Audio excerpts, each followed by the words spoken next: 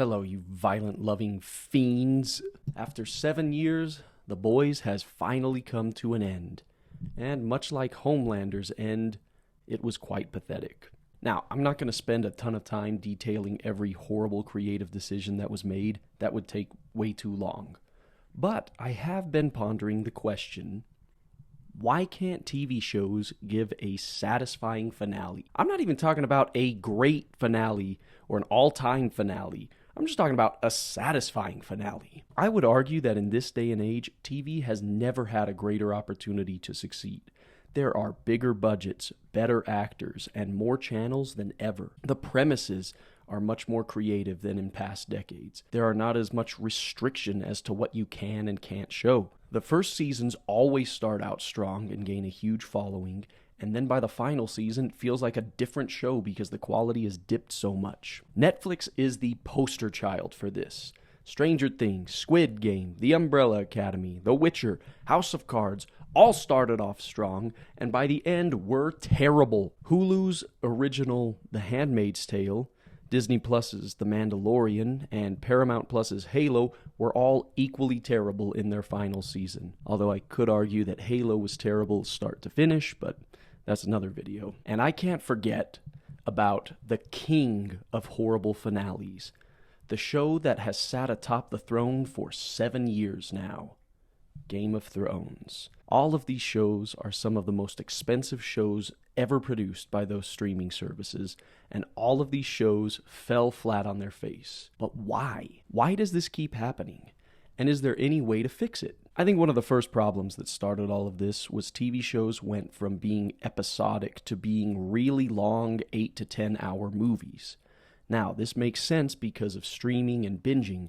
People don't want to binge the same formula over and over. This, of course, led to shorter seasons. TV used to be 22 to 24 episodes a season, and now it's maybe 8 to 10. Now, that can be nice for binging, but there was something useful with these filler episodes. And I'm not trying to sound like an old head like, oh, I yearn for the days when TV, the show would come out once a week. No, that's not what I'm saying. I personally like the shorter seasons and I hate filler episodes. But the beauty with the filler episodes was the writers got to experiment a bit. They could change up the status quo and see what worked and what didn't. You'd put a character in a new situation with a character they usually hate and see how the audience reacted.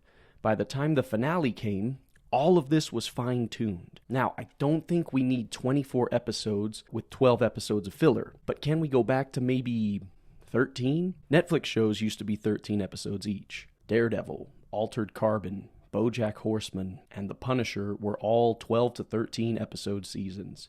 You cut out most of the filler, but you have enough time to explore all of the characters, which is incredibly helpful when you're dealing with a huge cast. The next big change that streaming made was having way too much time in between seasons. TV used to start in the fall, end in the spring, and then start again in the fall. You had like 3 to 4 months where your favorite TV show was off air. Now it takes years. I do think it's important to give the writers an appropriate time to craft the story, but 2 years in between seasons is way too much, especially if they don't use the time wisely to craft a good story. There are so many videos of the writers from Stranger Things still writing the finale in the middle of shooting the final season. Way back when, that was acceptable, but not when you've had 2 years off. And what were they doing with all that time? I don't know why my voice is getting so high. Look what it's doing to me.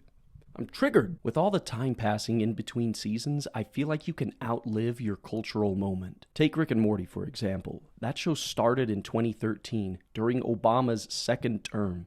That feels like forever ago. It was at its absolute peak in 2017. People were so in love with that show, they rewatched the first 3 seasons multiple times. And because of this, the episodes became classics. Whatever flaws they may have had, nostalgia blinded people. Then when the new seasons came out, it doesn't make people feel like they used to when they first started watching it. It almost feels like a rebooted show that's been canceled for a few years. Like Arrested Development.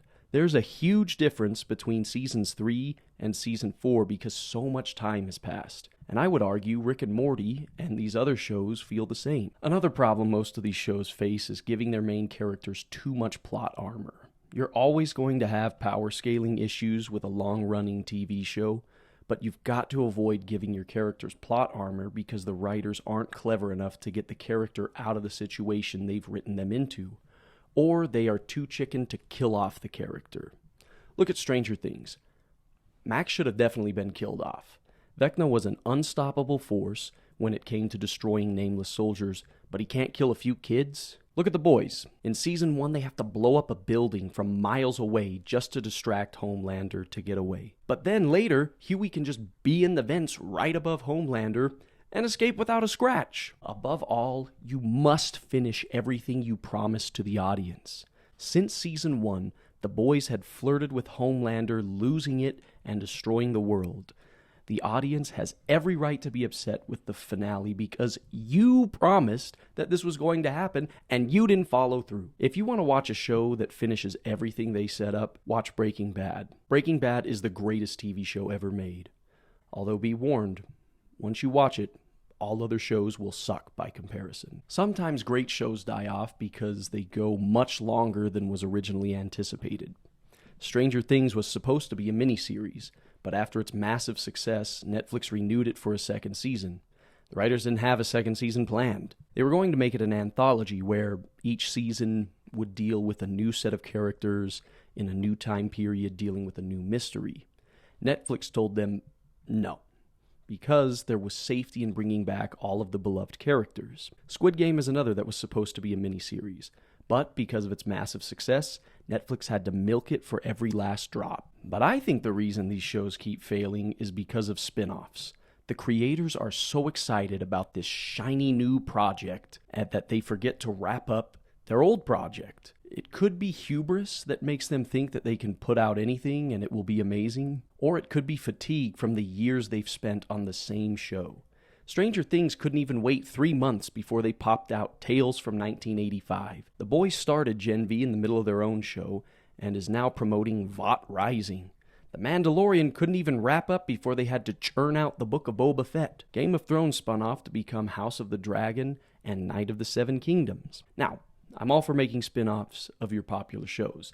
They've done that since the dawn of time, and they can be really fun for the fans. But if you want anyone to watch them, you gotta finish the original show on a high note so people actually want to watch the spin-off. This ensures that all the old fans return, and they likely bring in new fans. Again, going back to Breaking Bad, they made the spin-off Better Call Saul, and I'd argue that's the best spin-off ever made. To all creators and TV show runners, please just give your fans a satisfying ending. The fans don't put in as many hours as you, but they do put in a lot of time, and it deserves to be rewarded. I've been so burned this year on TV, I may not watch a new show until the finale has aired and the reviews are good, because a bad TV show really makes you feel like you've wasted years of your life on nothing.